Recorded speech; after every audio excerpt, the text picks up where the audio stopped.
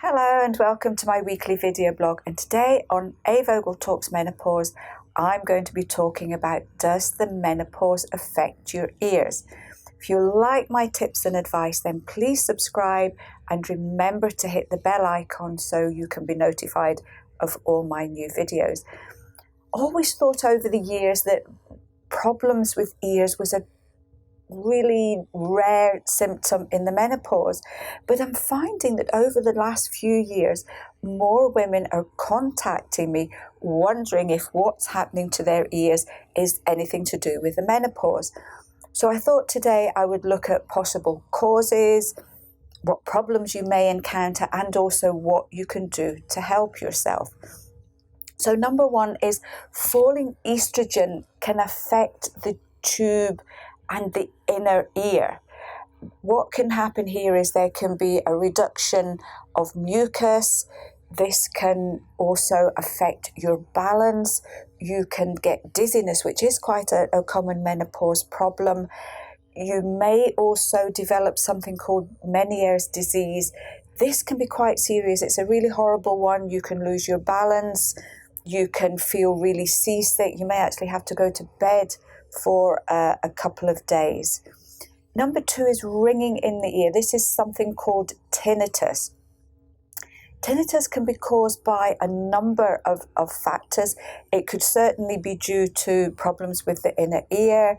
It could also be due to work done on your jaw, believe it or not. If you've had a lot of dental work done, this can affect the what's called the mandibular joints, which are just here, which can have a knock-on effect on the ears. So if you're getting ringing in the ears and you've had a lot of dental work done, because obviously of all the stretching, then maybe that's something that you could certainly look into. Tinnitus may also be caused by things like blood pressure. So again, always a good idea to get your blood pressure checked out here. It could also be caused by high consumption of caffeine, high salt and high sugar foods. So certainly have a look at your diet in this situation. The other herb that can help is ginkgo biloba. Sometimes tinnitus can be due to poor circulation to the head, and the herb ginkgo biloba is known to help to improve circulation to the head, so that may help with tinnitus as well. Hearing loss. Some women do say that they find that their hearing has deteriorated. Obviously, the first thing to do here is double check with your doctor. It could also be due to the mucus in the ear drying out. Some women find the opposite. This is a strange one. So some women find that their hearing deteriorates. Other women find that their sense of hearing gets really sensitive. So things like going shopping, being in crowds, loud noises can be very, very uncomfortable. Number four is painful ears. So this could be just things like earache. Because of the dryness of the inner ear, you may find that you're more prone to ear infections, and also what can happen too is that you can get more sensitive to sinus infections, and sometimes if you get blocked sinuses, even things like hay fever can cause sinus problems. So you can get inflamed sinuses, and that can also affect the ears too. And you may be more prone to things like colds and the normal flu, which again can cause earache too. It could be blocked ears. If the mucus in the ears is drying out, it's more difficult for the ears to keep themselves clean, if you like. Blocked ears, there is a lovely remedy that's traditionally known to help called Plantago, which can be used. Some people say things like high-fat diets can be a particular problem, so maybe just double-check your diet in this one. Number six is hot ears. Hot ears can be linked to hot flushes or night sweats. because for some women the sweats can come maybe from chest up and go right through the head. And hot ears can be quite uncomfortable, because some women find that they actually start to throb a little bit. Hot ears, again, can be due to the joint pain, so maybe remember to look into that if you've had a lot of dental work. Sometimes it may be due to the type of antiperspirant you're wearing. Remember, if you are wearing antiperspirants, it's going to stop your body's temperature regulation from working properly, because your body can't sweat from the armpits.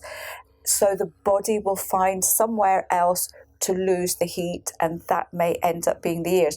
So if you suffer from hot ears a lot of the time and they're not associated with hot flushes or sweats, then maybe change to a natural deodorant that allows your body to perspire, but will still keep you feeling nice and fresh and cool.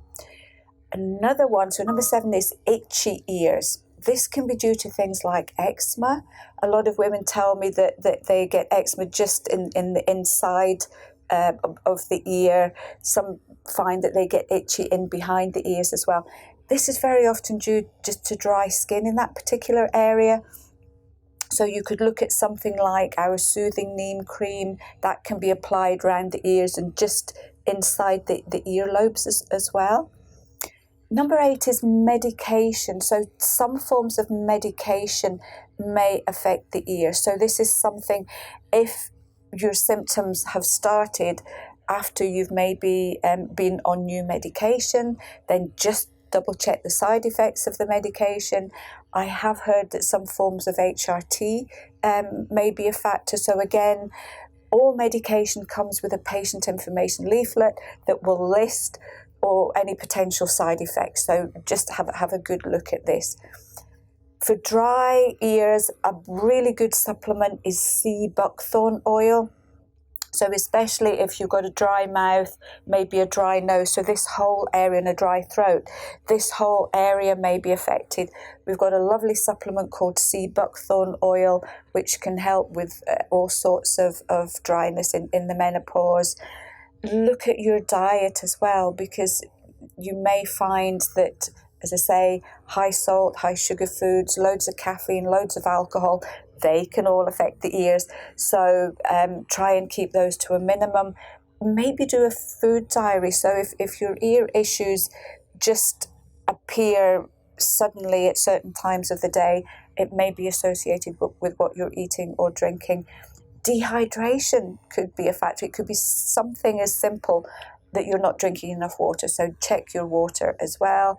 Just have a nice balanced diet. Fish if you're not vegetarian or vegan. Loads of veg to give you all the nutrients that your ears need in order to function properly. So I hope you found this one helpful. It does seem to be a menopause symptom that's becoming more and more common. So if any of you have had any issues with the ears, what you've done to help yourself, please do share them. And until then, I will see you next week for another edition of A. Vogel Talks Menopause.